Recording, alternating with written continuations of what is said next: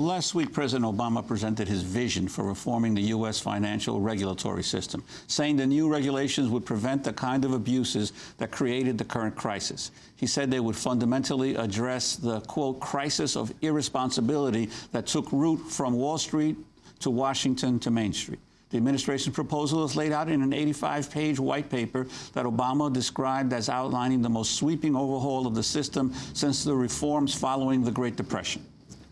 It is an indisputable fact that one of the most significant contributors to our economic downturn was an unraveling of major financial institutions and the lack of adequate regulatory structures to prevent abuse and excess.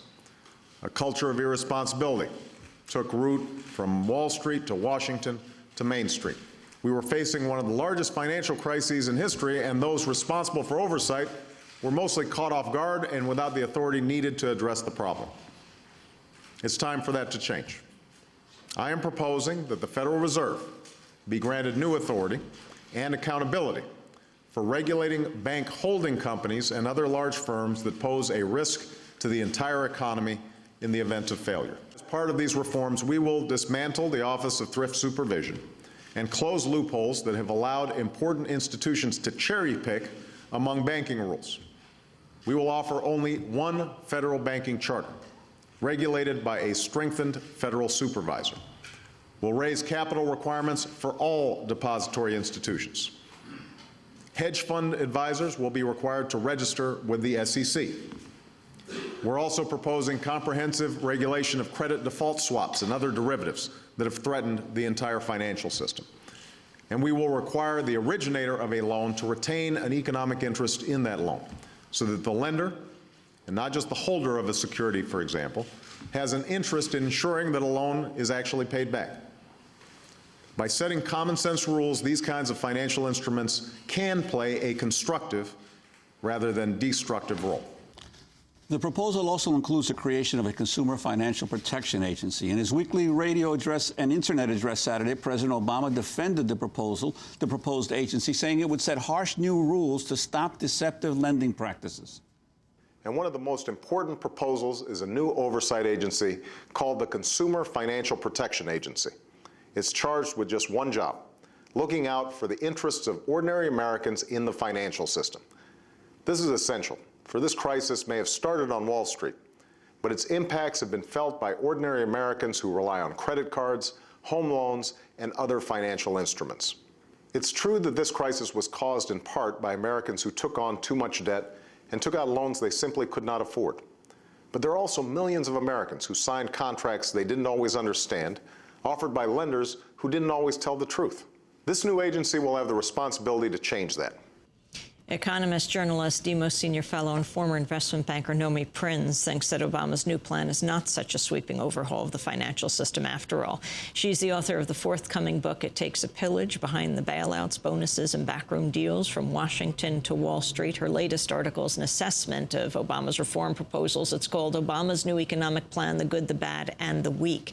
It was just published in Mother Jones. She joins us here in our Firehouse studio. Before you comment on the whole plan that was laid out, this latest news, you used to work at Bear Stearns and you worked at Goldman Sachs. Goldman Sachs has just said that their staff can look forward to the biggest bonus bailouts in the firm's 140-year history. How is this possible?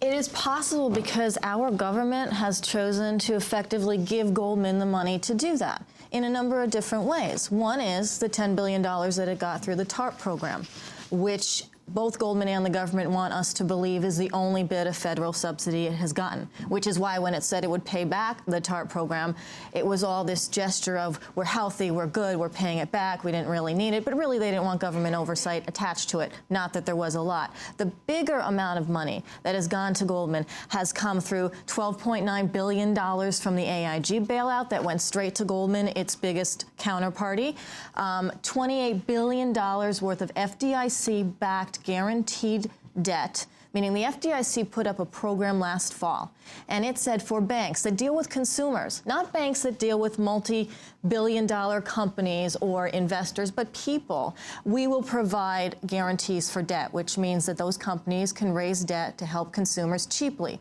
Goldman said, all right, fine, we'll take some of that. And they took $28 billion worth of that, and they have up to $35 billion that they can take under the FDIC program that was never meant for a company like Goldman Sachs. In addition, there is a ton of money. There are trillions of dollars at the Fed. Not all of that went to Goldman, but that has secretly gone to a number of banks in the system, of which Goldman is one, for which the Fed refuses to disclose any information or any detail, which also goes into this. So when Goldman says, has the nerve to say, feels entitled to say, that it's going to pay its bankers record bonuses after the travesty that it and other banks have created in the markets, it is on the back of federal subsidies that effectively come from our pockets. Well, I think you've made the point that the $780 billion odd TARP money is only a small portion, that the actual federal support for the banking industry is about $13 trillion? That's exactly right. The media has constantly focused, and Wall Street has been very happy about this focus on this measly, and I say measly, $700 billion worth of TARP money that Congress allowed to be allocated last October. And that money has gone out to a number of banks, including Goldman and J.P. Morgan and Bank of America, Citigroup, and other banks. But in addition to that, there have been over $2.5 trillion worth of guarantees and other types of subsidies from the Treasury Department, over $7.5 trillion from the Federal Reserve, of which a lot has gone through the New York Federal Reserve during the Tim Geithner period when he was running it, as well as the Federal Reserve component in Washington, and then all these extra FDIC guarantees, which have the backing of the Fed and the Treasury Department. So we're talking about almost 13.6, actually now, the count keeps going up every time I look at it, $1 trillion worth of subsidization of the banking industry. $700 billion is a part, it's a big part. But there are so many more trillions that just do not get the right coverage and the right perspective from the media that exist, that are secret, some are not, but it's a lot of money. It could basically pay for every single mortgage in this country and health care and subsidizing student loans. So when it wants to, the government can come up with a way to subsidize what it wants to subsidize. It chose to subsidize the banking industry. Nomi Prins, let's talk about how this fits into what President Obama just laid out this past week. Well, so Obama said a couple of things in his proposal's 88-page white paper that will be created into a big congressional 400 or 500 or 600-page paper for debate probably later in some sort of an act. There were three things that he basically proposed. And we talked, you had a clip just now on the Consumer Financial Protection Agency. That is a good idea. It is high time there is some agency in Washington that is on par with the SEC or the Fed or other regulatory bodies if this agency can be given that kind of enforcement and power.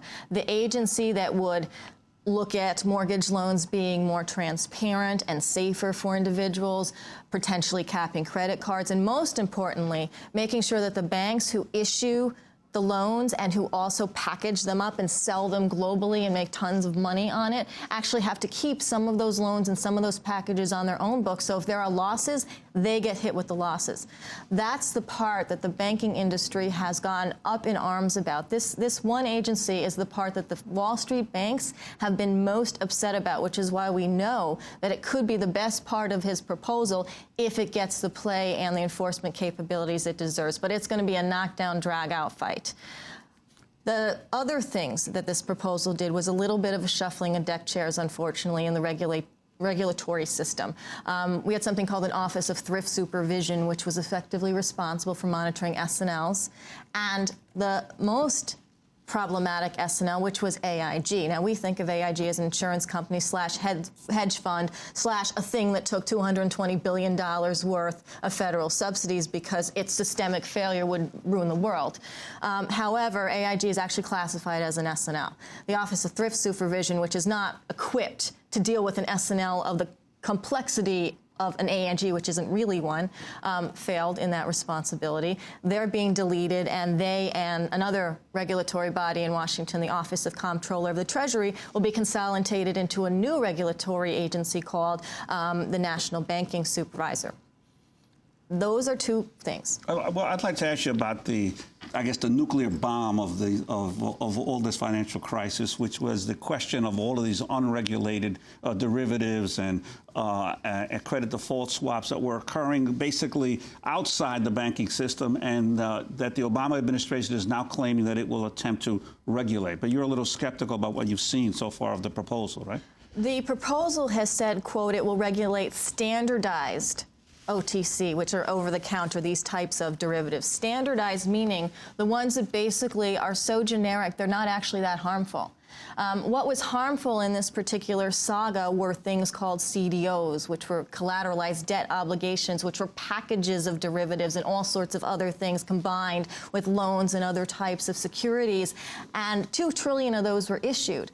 But the leverage, or the amount that banks could borrow on the back of that, ranged from 10 to 30 times. So a $2 trillion set of stuff became something like a $20 trillion to $60 trillion set of risk. Those are things that will not be under the Obama plan for regulation. And again, these